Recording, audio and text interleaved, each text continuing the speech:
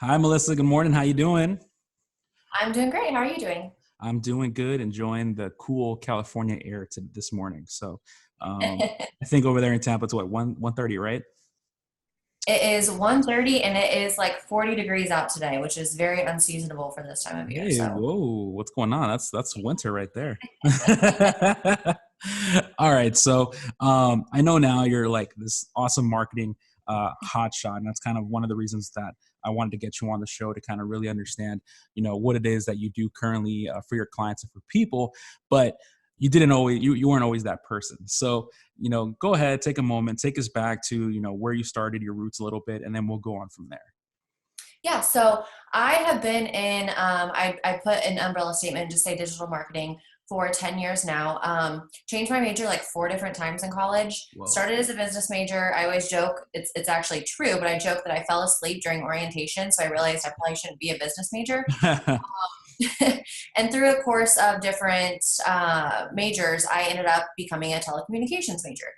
And I went to Indiana University, and within the program there, you have to choose a concentration, and I chose business and management. So basically, took the long route to end up where I started, but through a different route. Mm. And through that major, you take a lot of marketing classes, communications classes, and you really dive into what it means to run a business using the telecommunication and communication tools that we have available to us. Mhm. It's just kind of based on the time of that we were in. It was a lot of digital classes, so social media classes, website development, Mhm. how do you communicate your message through these sources. So I had an internship with a production agency, and I got brought on to be the marketing intern. And they were putting on these concerts, and they were getting sponsorships to put on these concerts. And at the time, a lot of our sponsors were saying, well, what do you do for marketing? What do you do for social media for your clients and sponsors? And I Mhm. was like, you know what? What the heck? I'll bite the bullet. I'll just offer social media management for free. Don't really know what I'm doing yet. There's not really any guidelines yet because this is, Facebook for business is new. Twitter's for business is new. But we'll figure it out. So through the next year, pretty much, a lot of trial and error, a lot of like, yeah, that didn't work, or hey, that really worked. Let me duplicate this somewhere else. Mhm. And that really kind of just opened my mind and my world to what was possible, not only just in marketing, but especially digital marketing and social media. Mhm. Um, Graduated, moved to Tampa from Indiana in 2013, landed my first job. I was basically at the marketing department right out of college. Not sure, I still am not sure really how I got the job, other than the fact that the guy that was the president of the company at the time was in the interview, had an issue with his phone that I was able to fix. And I still am like, I'm pretty sure that's what got me the job. Uh, so I stayed there for a year, and I learned so much in that year, but I really started to understand how all of the different content and communications channels work together. So, you know, again, back then, and I say back then like it was so long ago, it's 2014, but still, we've learned Mhm. a lot since Yeah. then. People just kind of looked at every channel as its own independent uh, animal, really. They didn't really look at like, well, how does my email work with my website? How does my website work with my social media? Like, how does this all integrate together? And what is the bigger picture? And then how do we work our way down from that top level goal to make sure that each of these channels is working together and not separately? Which then kind of opened my world to content marketing and to content strategy. Mhm. And after being there for a year, I was like, you know what?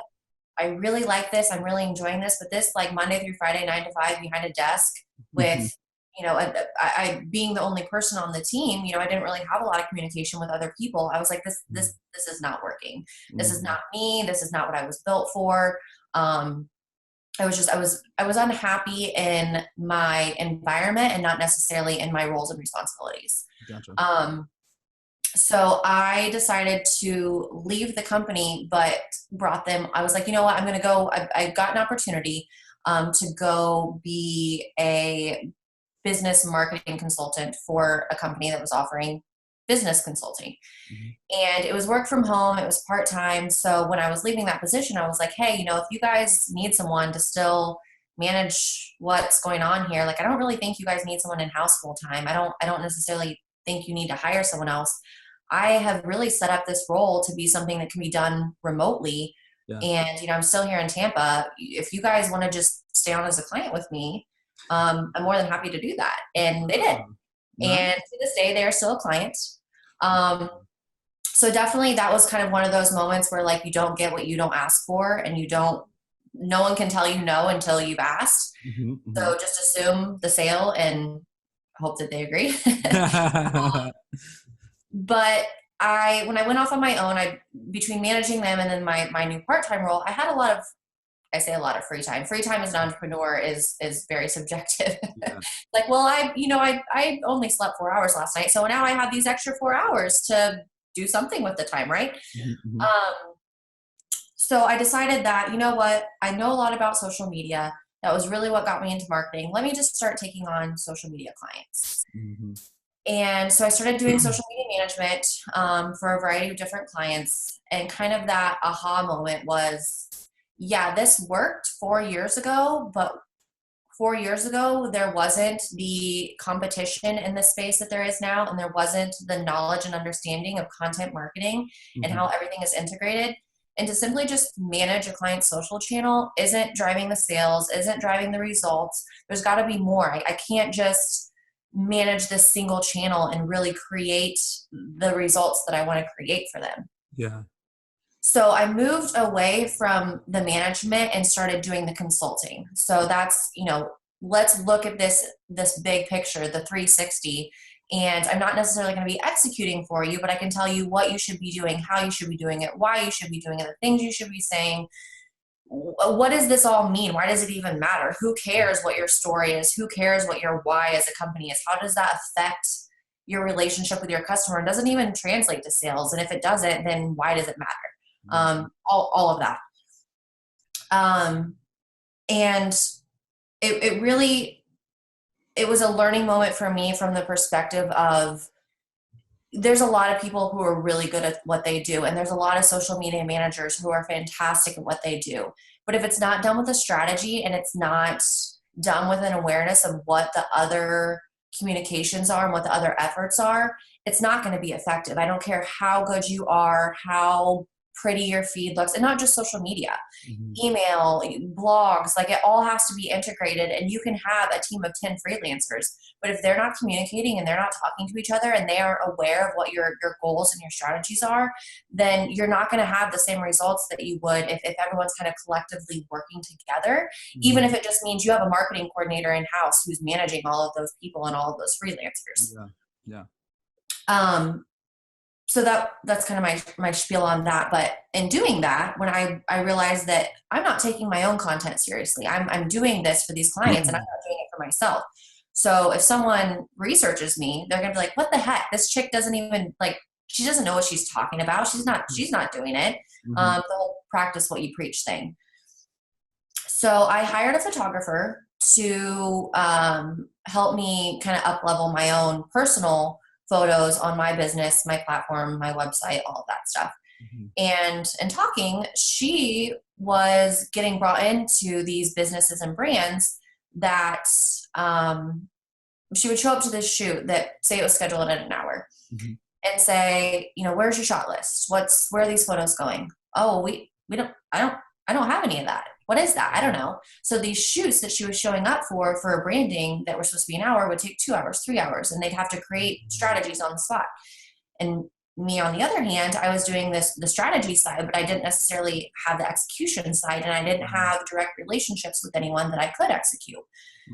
So I stayed in what I was doing with my strategy and consulting, but along the way, her and I started to develop, what can we do? How can we partner together? How can we bring what we're doing together in a way that we can fulfill not only the needs for our services, but for our clients? In doing so, recognize that there were a couple gaps. For one, graphic design and web development, and then content writing and social media management.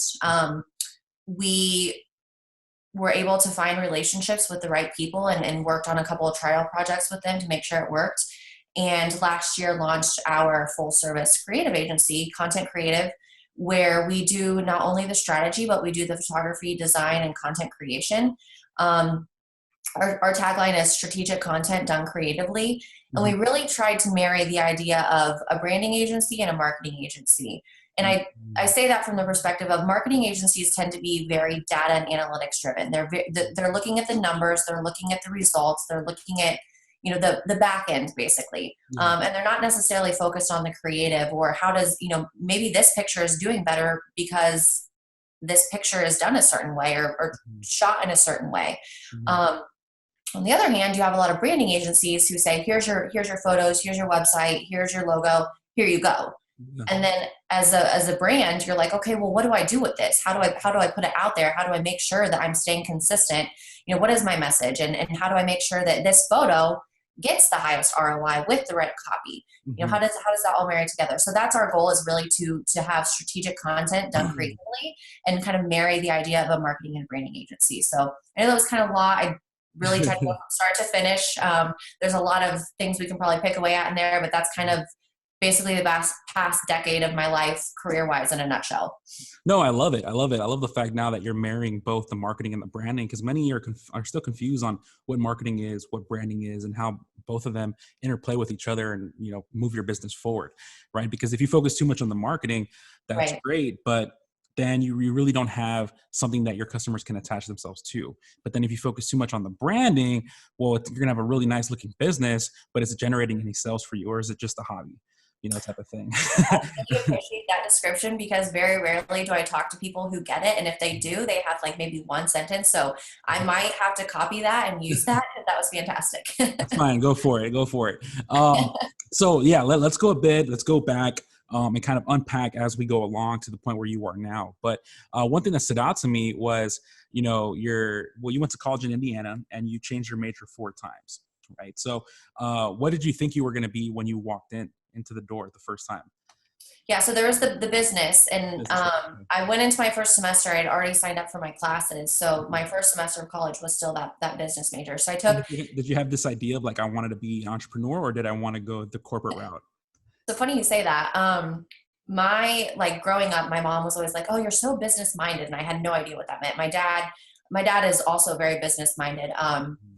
He is currently the vice president of operations for a factory in the hometown I grew up in. Okay. And so growing up, like I would always have these conversations and ask these questions to him. You know, I wasn't asking about like, oh, you know, what do I want to be when I grow up, or like, when am I going to get married? I'm like, so what are you doing to grow your revenue? Like I was going I was going to meetings with him on my spring break when I was like 10 years old, like sitting in the back of a meeting at General Motors in Detroit, like just soaking it in. And most kids are like, I was on the beach. I'm like, I went to a business meeting.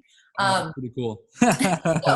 so for a long time, I've kind of known that was what I wanted to do. I just didn't know how. So I had the why and the what, but I didn't have the how. Like, how am I going to do this? How am I going to do it right in a way that fulfills me? I kind of left out a big part of my why, which was that I worked in serving industry, hospitality, all through high school and college. So I had a passion for serving and for serving others and for helping. So that was a kind of a big driving factor behind like whatever I do in business, I want to help people. Yeah.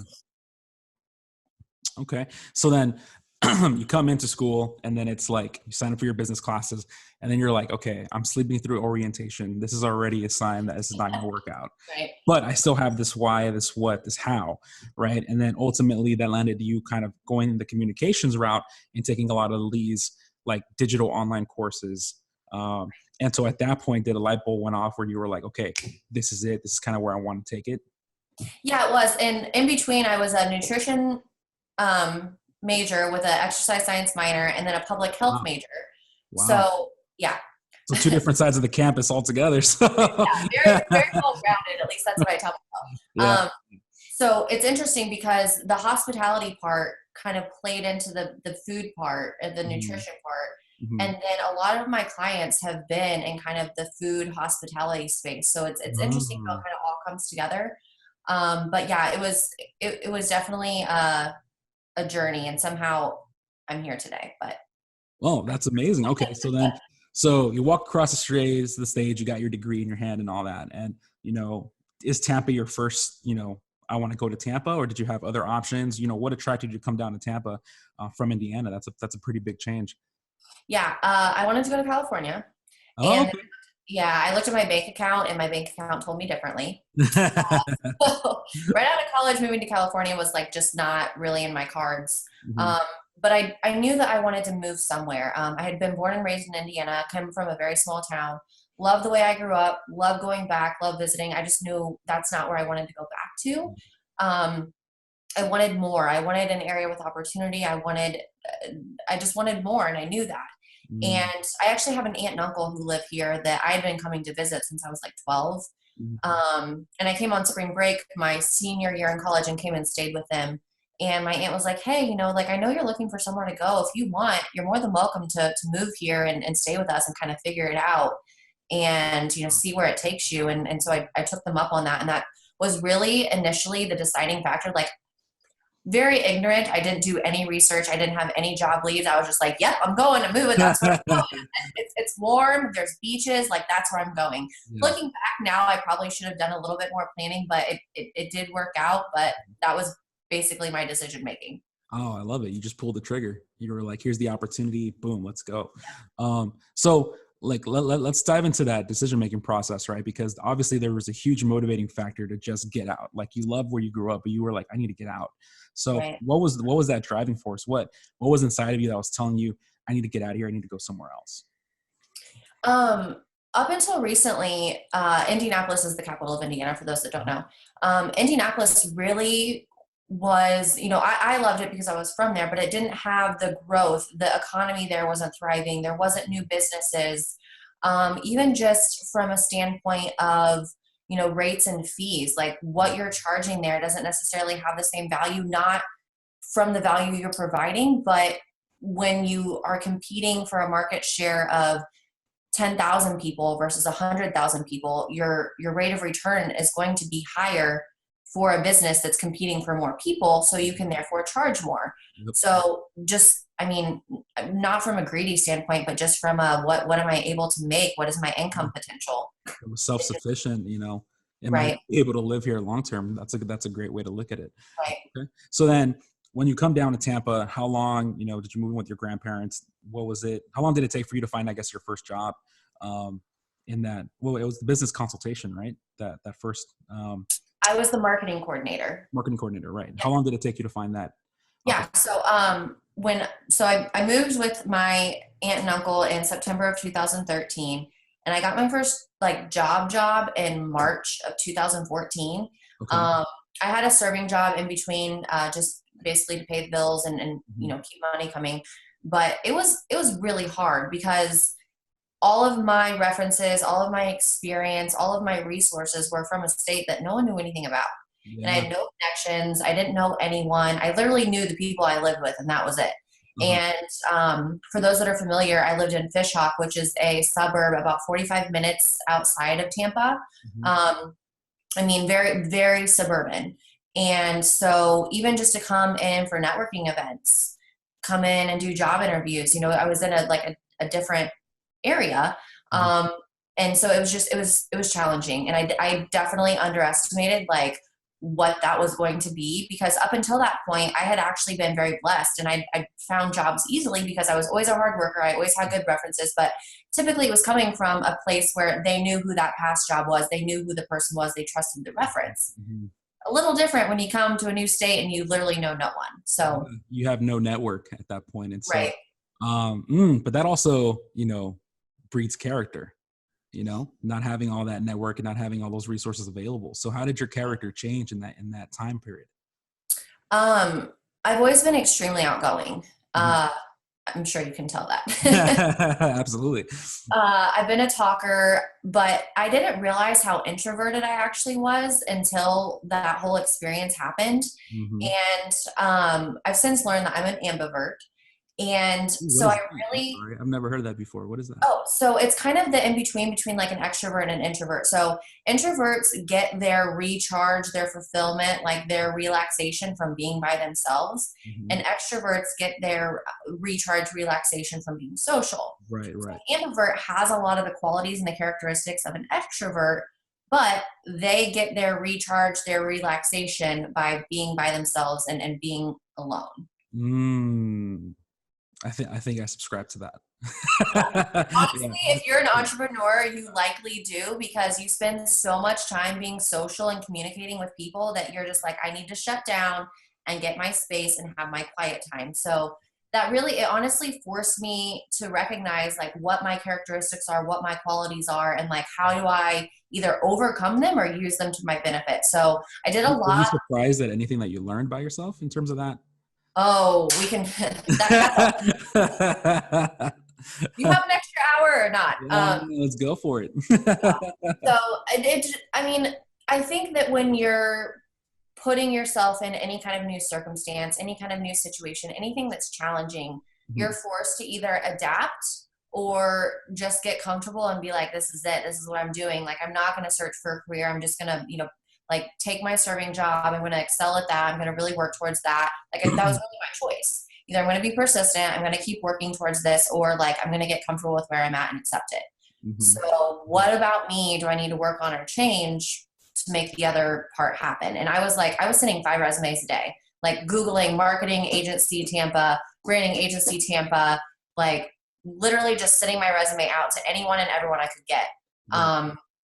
Get my hands on their email, I should say. And that's actually what ended up getting me my marketing coordinator job. Is I had applied to an agency here in Tampa that just kept all the resumes on deck. Mhm. And they actually started working with the company that I ended up working for to do a rebrand. And when they finished the rebrand, they recognized that they didn't have anyone in house to handle the marketing efforts. So for any efforts that the agency would need ongoing, they didn't have a point of communication or anyone to work with. And that's actually kind of what got me that opportunity. So had I not been so persistent, had I not sent all those resumes, had I not just basically not taken no for an answer, and kind of probably been a little annoying if we're being honest, I wouldn't have had that opportunity.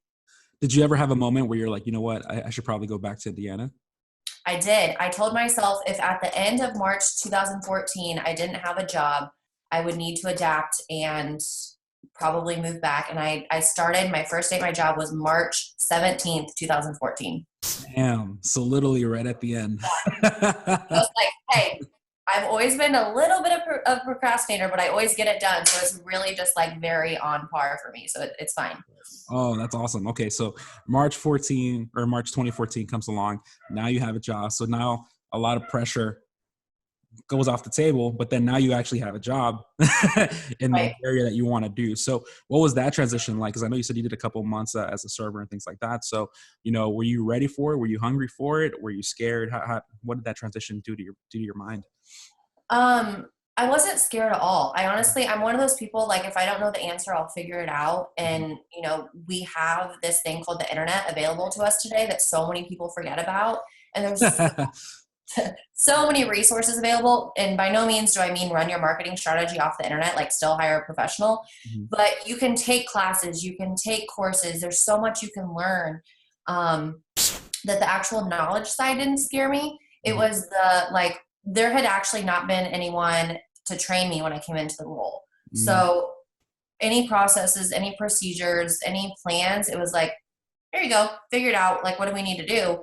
And to that date, like, I'd really not had that experience. Mhm. So the most challenging part was like, what do I do? Where do I start? Yeah. What do I even create? Mm. Um, and again, figured it out. And a lot of my processes and procedures that I created then are still with me today. Mhm. But that was the scariest part. And I also learned I've always known I'm not a morning person. I am definitely not an office morning person. Like going up talking to people at 8 a.m., like not my forte at all. Yeah, yeah. Okay. All right. So what's funny is that, it sounds like your experience mimics a lot of what, I've met entrepreneurs, they start their business and then when it comes to their marketing, they're like, what do I do? Why do I do it? What's the next step that I Right. do? So, do you feel like that experience in that first job, doing what you were doing has led to you being able to have conversations with your clients that you currently have now? Um, yeah, again, I just had this conversation with someone recently that's a student Mhm. at USF right now, and they were asking about if I were to hire someone, what is my number one like factor of importance. And to me, it really comes down to like personality, drive, and ambition.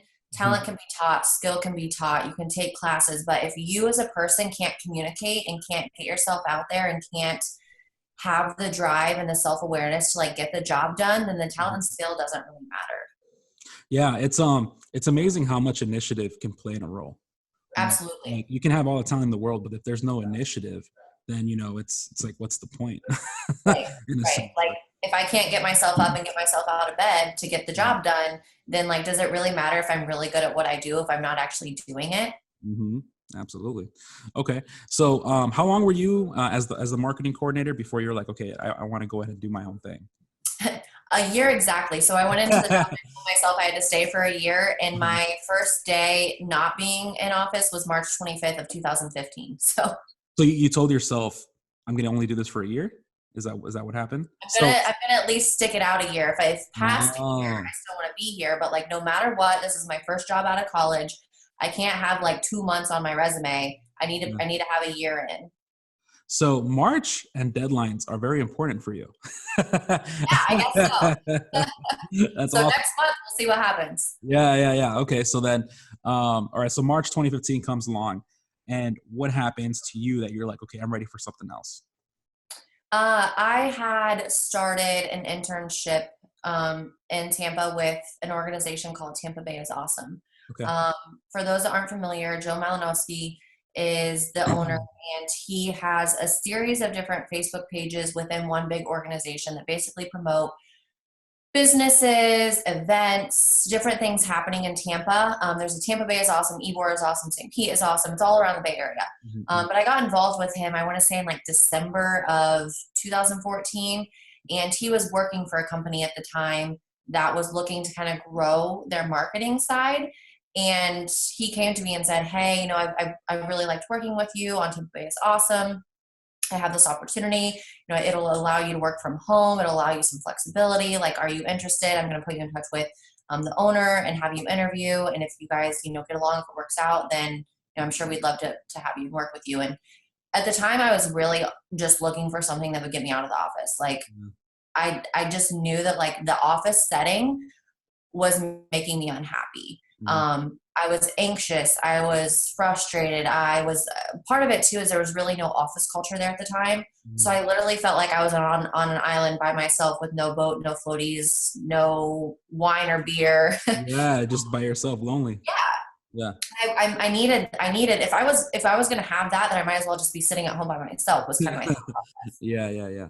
So that kind of gave me that avenue to be like, and not only that, I knew that the job I was in wasn't a full-time Monday through Friday in-house job at the time and the way that the position was structured. And Mhm. so I had all this free time that I was like, I don't know what to do with my time. Like they're paying me. I want to make sure that I'm doing everything I can for them.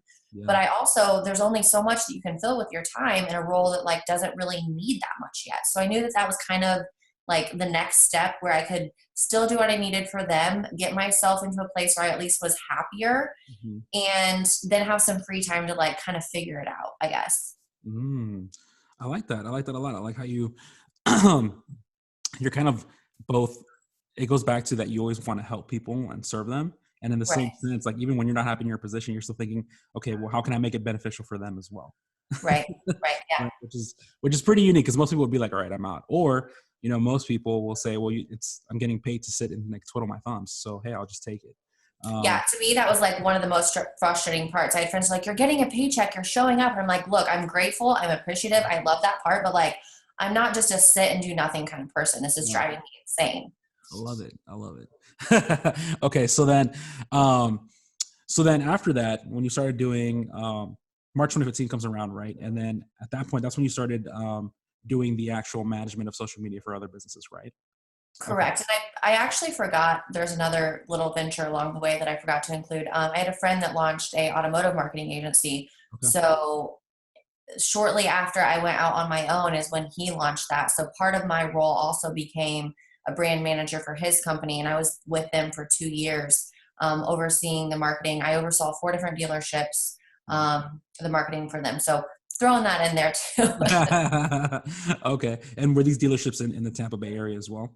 No, there was 2 in Chicago and one in Ohio and one in Iowa. Oh, okay. Even better. So now you have national experience now, right? Kind of Right. getting out of the gate. Okay. So how did you land your first client? Well, you said that you had left the job and you brought them on board as you were. Right. Okay, boom. And so did they refer you to your next client? Did you already have a marketing system in place to attract clients? How did you find essentially the next one after that? I sat behind a computer doing 3 hours of research a day, finding emails and sending custom pitches on the ways that I could help clients in Tampa based on what I found on the internet. You were cold emailing. I was. Wow. Yeah. Yeah. We'll give a slow clap for that. Don't suggest it. There definitely is like benefits to it, but if that like going back definitely was not the best method, but it created results. But the time I spent doing it and the results I got weren't necessarily matching up. But yeah, So if you could do it over, how would you approach it? get out more, honestly. Like do a lot more networking. That's where the introverted side like really kind of played against me. Because I was like, well, I can just sit behind a computer and reach 10 people. And, if I go to a networking event, like, am I actually going to talk to anyone? It's like, it doesn't matter. It goes back to honestly brand awareness. And if people don't know who you are and don't know your face, you can send the best email in the world and tell them all the ways you can help them. But they're like, okay, well, who are you? Yeah. What do you look like? Who am I working with? Yeah, it's interesting because like I specialize in online marketing, but the key for online marketing is to capture someone online and then, convert them offline. Right. Because once you get that in-person, interaction, that's when they become like an advocate for your business. And Right. when, as my personal brand, it's nothing's ever better than going out and actually networking. And, I tell that's the same thing to my clients. It's like, there's nothing better. Like you can make online marketing work for you, but it's not going to beat word of mouth. It's not going to beat going out and actually showing face to your business, because it skips all that online stuff that you need to do if you're planning on doing online marketing. You can just go right to the source. Right. And especially being new to what I was doing, it's not like I had this like roster of clients or this beautiful website or like this presence where people could be like, oh yeah, like I've seen the work she's done. No one knew who the hell I was. So like if I'm emailing these people and they're like, well, let me just look at her website. I didn't have one. Well, let me just look at her social media. I didn't have that yet. I was just doing it knowing that like eventually I was going to figure it out, but there wasn't really any presence for them to look at. So that in-person experience and connection would have been really important and beneficial had I probably tried to incorporate that more. Gotcha. Now, did you ever have kind of like that imposter syndrome when you were doing the networking or when you were doing the cold? Still have it. Still have it? I don't think that ever really goes away. I mean, maybe I'm wrong. Maybe eventually it goes away. But I think that especially when you're continuing to push yourself and grow and like, what's the next level? What's the next step? There's always going to be a little bit of that, because otherwise you're just comfortable with where you're at and you're done. Like, oh, I'm here. I'm good. Like, I know I am this because I'm here, versus like, what's that next step? Like, let me look up. And by looking up, I'm realizing I'm here. Does that make sense? Yeah, absolutely. I mean, it's one of those things where, you got to get to that line where you start to feel uncomfortable. And that's when, you're about to change, you're about to grow. And it's just, there's also many people that feel like if I take that next step, they're changing their identity. It's an identity crisis in a sense. So that's when that imposter syndrome tends to kick in. Right. Right. So, and also too, as you were networking, did anyone ever ask you for your credentials? Oh man. I think it wasn't necessarily credentials. It was like, well, who are your clients? I'm like, I'm working on that one. Could be you. Yeah. Okay. Awesome. Okay. So now you're in the trenches, you're doing the actual, social media management. And, just for the sake of the audience listening in, for you, what does it mean to manage social media? What does that mean? It is not just typing out a caption and putting a pretty picture and scheduling a post. That number one. There's a lot more to it than that. What are the client's goals? What are they trying to achieve through social media? Is it simply brand awareness? If so, what part of the brand, what part of the business are you trying to drive awareness to? If it's sales, how can we incorporate sales into social media without it being salesy? And then what is kind of our posting strategy? Like, what is our content mediums and how are we creating that content? Are we using stock photos? Are we coming in and doing our own custom photos? Are we doing video? Like, what is our content mix? And then kind of what are those KPIs of our social media so that we can pay attention to the data and analytics and adjust. I guess is kind of the long story short answer. Yeah. So it's just making sure that your social media has a purpose. Right, right. Got it. Okay. So then you're in the trenches. How long did it take you while like you're in the trenches doing everything to realize, you know what, I probably am way better moving into a consultation role? That would have been probably about 8 months. Okay. And then did you have like some kind of mental conversation with yourself and whether or not you should go that route? And if so, what was that conversation? Honestly, complete transparency. I had a couple clients not renew their contracts, and I completely understood. I honestly, there was nothing I could really say that gave any reason not to, and it wasn't necessarily due to what I was doing.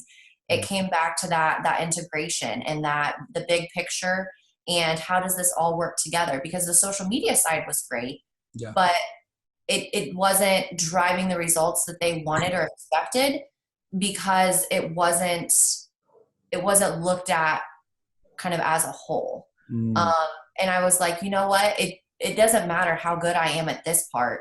If the client's not seeing all the other parts that they need to be seeing, because maybe I'm doing a bad job educating them and helping them understand like, hey, this is just one part of the mix. There needs to be all these other parts, because I think especially at that point in time, there was so much focus on social media that it was like almost like people had blinders on and were just looking at their social media like the end all be all, and that was going to bring them all this business. Yeah. And then someone like me comes in and I'm like making these big plans and pictures and ideas. I'm like, yeah, this is going to work. This is going to drive everything. And then you're like, no, it doesn't. And here's 7 reasons why. And I still had an awareness to all those things, but I didn't have my hands on it. And so it was kind of like, that's the next step. That's what I really need to do if I'm going to help clients. Yeah. So it became, you became more of a commodity, right? Where it was just like, because it happened to me when I was doing paid traffic, but it happens to most that, you know, like I can do one piece of the puzzle for you, but if the rest of the puzzle, the pieces don't fit, whatever I'm doing, as great as it is, they're not there. Yeah, it's not even there. Right. So, that transition between going from, you know, actually in the trenches to consulting, that's 100%, you know, pretty much what happened with me and also others that I've spoken with. So, you know, for anyone of you listening and are thinking about making that transition, just know that it happens to all of us. Okay. So then now you're the consultant, right? Now you can oversee the entire strategy. How does that make you feel now? And how did that change the relationship with you and your clients? So during that time, my contracts with my social media clients, as I mentioned, had basically expired, didn't renew. And I still had that, flagship client that I had used to work for. And around the time that those contracts were expiring is around the same time that I started working with my friend's, automotive marketing agency. So for basically the next 2 years, my role was essentially like a for-hire contracted in-house marketing person, without actually being in-house. And everything that I was doing independently kind of took a back seat for the next 2 years. Just my hands were so full. I was really trying to figure out like, what do I even do from here? Obviously what I was doing wasn't working. I have an idea of the marketing consulting thing and how that can work. But if my hands are so tight already, like how do I even scale myself if it's just me? Yeah, absolutely. If it's just you. So when you were pondering that question, like what was motivating you behind it? Like, you know, I guess overall, what are your motivations to continue pushing the envelope forward and forward? What's driving you behind all that? 2 big things. One, just helping people and making a difference. I am loyal to a fault sometimes, and I care to a fault sometimes. And so if I've been honest with people before. I've been like, hey, with what you're wanting, I can't help you and I'm not the person. Or, you know, what you're wanting is not what I would suggest. And I am not just going to take a check from you just to take a check from you. Like I would not be comfortable executing what you're asking for. And I think that I just got asked recently what makes me different from other people. And I think that's a big part of it, because I'm willing to say no to a job if I don't think that what we're wanting to accomplish aligns. And that's hard. It's honestly really hard. but I think just making sure that every day, if your morals and your values are in check and you know what those are, and those are your non-negotiables, the rest of what you do is going to be easy because it's either going to be a yes or no. Okay. Yeah, absolutely. Absolutely. Um, so with the whole yes and no, right? Has there ever been a moment where you really had to struggle making a decision in terms of this is the path that I want to take, but I know if I take it, I'm sacrificing all of this over here. You know? Yeah. So, tough one. When I was working with my friend's agency, um, the team was great. There were so many great things, but there were so many things that weren't great for me. And it's a friend and it's their company and it's their name on the company. And at the end of the day, even though I'm working for them, like it's their company. Yeah. And I was recognizing that I'm unhappy not only in this industry, because it was more so the industry. Automotive is a very difficult industry. But I'm unhappy because I'm not doing what I want to do and I'm not fulfilling my own purpose and I'm not helping people in the way that I want to be helping them. And there's a lot of factors, that go into that kind of decision, but I was like, this just isn't working. I feel like our friendship is different. I feel like I'm not doing my best work because I'm unhappy. So I'm dropping the ball on things. This honestly, I need to part ways now at this point in the venture when the business is still scaling. They can fill the void with someone else. I'm not that wrapped up into it. And I still have time in my career to like still build what I'm wanting to do. Cause I basically just stopped and it was probably to date the hardest decision I made. I prayed on it a lot. I talked to my fiance a lot and it was what I had to do. And we're still great friends. We don't talk every day. But it was definitely the right decision. Very hard to make though. Yeah, absolutely. And so, once you made that decision, how did you feel about it? Were you like, yes, this is the right one by far? Or did you still have some kind of lingering doubts in the back of your mind? So I have this really weird thing that's happened in my life where there's that like theory that like if you say no to one thing, like the door always opens for like 7 more things. I swear that has always been the case. Like from day one, the second that like one venture ends or I say no to something else, like 10 more things happen. Yeah. And within the next 3 or 4 months, I had people reaching out to me, which had never happened before. Very, very humble that never happened before at that point in my career. But people were reaching out to me and they're like, hey, I've heard about what you're doing. I saw your social media because at that point I had hired my photographer to start taking my pictures. And I was like, I think I closed like 5 new contracts over the period of like the next 3 months. Yeah. So I was like, okay, like this is probably the right decision. There was obviously some kind of like internal block, manifestation, whatever you want to call it. Like it was the right step. Love it. All right. So as we're closing or getting closer to the top of the hour, I do want to talk a little bit about more so the branding that you do, right? And I kind of want to talk, we hinted about a little bit about it earlier, but what is the purpose of branding? How does that help a business drive more sales or, portray their story? And how can someone combine that with their marketing? Yeah. So I'm really grateful that you asked that question because that's really the area that I'm most passionate about, especially at this point in my juncture.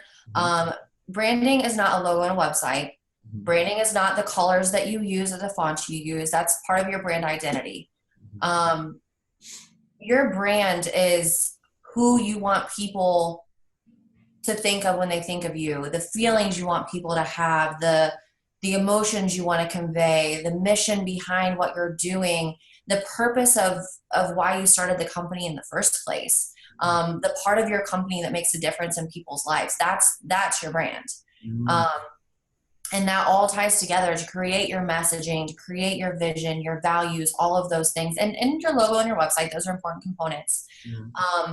But then if you don't look at those things and you say, okay, maybe we tweak this word and say this word instead of this word because people don't really like this word and it has a negative connotation, but if we use this word instead, then people will have a positive connotation. That's kind of the marketing side of it. Mm. So taking that vision and that value and all the feel good, like fluffy, warm inside stuff, and then looking at it and say, okay, like realistically from a data and analytics standpoint, like how do we take this as our foundation and then tweak it and use it in a way that is going to drive results from that data and analytics side, knowing what we know about marketing. Mm.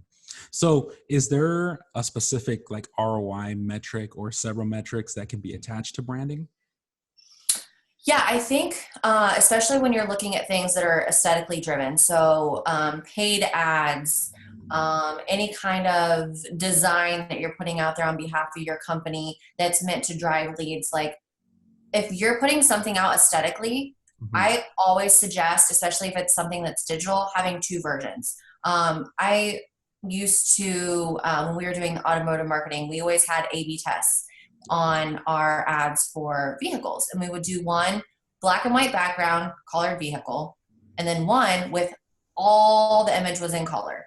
Yeah. And typically speaking, the black and white background with the image or the vehicle in color performed better because there was less distractions in that image. There was less to take away from the actual product. So just looking at it from that standpoint and understanding how something as simple as that can make a difference in the sales that you're driving through your ads. Love it. Love it. And, I guess when someone comes to you looking for help, what would you say is like the biggest challenge they seem to be having? That's a tough one. Simply just because there's so many different aspects of a business that go into branding and marketing. I would say the number one challenge is people just like not being able to create results with their efforts.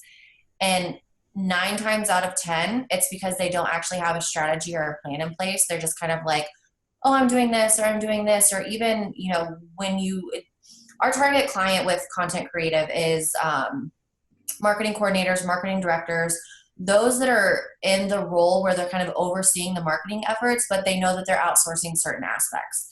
And what happens a lot is they're outsourcing certain aspects, but they're not outsourcing it from a high level strategy where it's like, okay, you're responsible for this, but this is what we're trying to do. These are our goals. These are our KPIs. Like this is what we're trying to accomplish with your channel.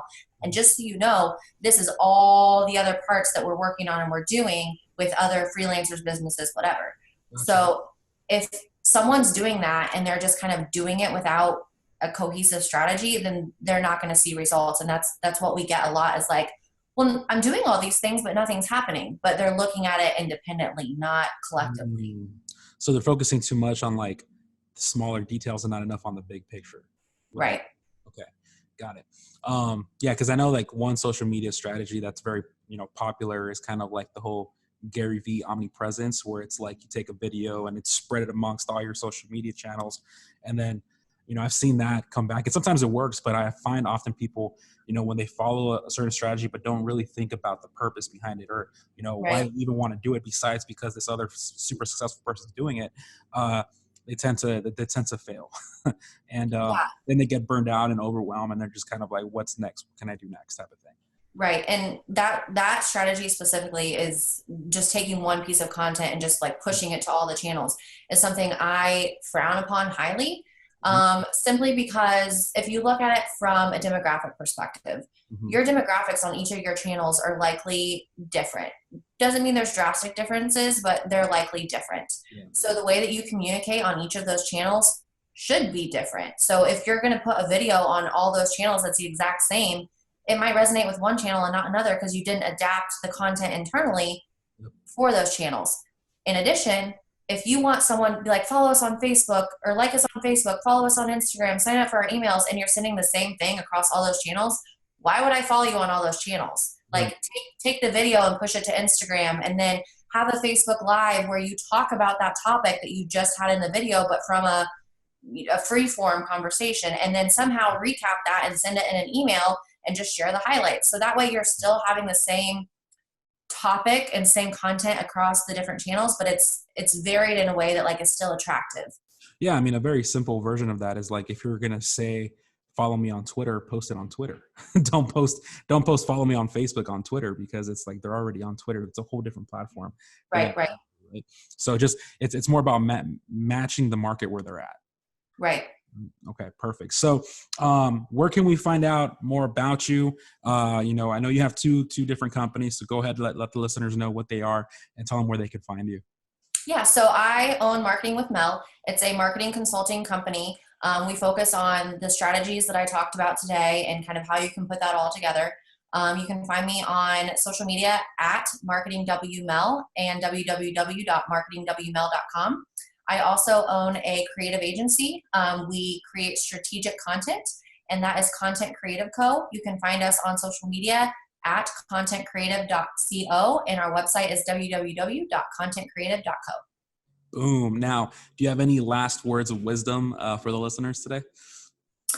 Ooh, well, who is your demographic in your audience? Oh, well, it's very wide. We have newbies. We have people that have, passed the 7-figure mark. We have those that are trying to get there. So, but I would say probably 80% of them are mostly business owners that are kind of have some skin in the game and know what's going on. And they really like systems and implementation processes, things like that. Yeah, so from a personal standpoint, I think that the best thing that I've ever done for myself is continue to work on myself. I know that's kind of like a buzzword or a buzz phrase, but self-development is really the thing. Like your strategies and your procedures are going to grow and naturally progress as the market changes. But if you yourself are not prepared to handle what that business growth entails and what comes with that, then you're not going to be able to grow your business. On the other side of it, from kind of just like the business strategic standpoint, I think the most important part is have a plan and know why you have that plan. Again, very, very buzzword, the whole why thing. But if you look past just kind of well, this is why I'm doing it, like, but why is that your why? If it's, well, I'm doing it because I want to drive sales, that's not a why, that's a what. Yeah. Your why is like, why does this matter? And just kind of try to ask that. I'm sorry, what was that? Emotional attachment to it. Right, right. I love it. I love it. Well, Melissa, thank you so much for giving us your time, for taking us down your journey. We've learned a lot, and, wish you the best of success with your 2 different companies and moving forward. And, it's awesome. I'm so happy that you're here and you shared your story with us. So thank you. Thank you so much for having me. I had a great time. All right. Thank you everyone for listening. See you on the next episode of Burning the Boats. Bye.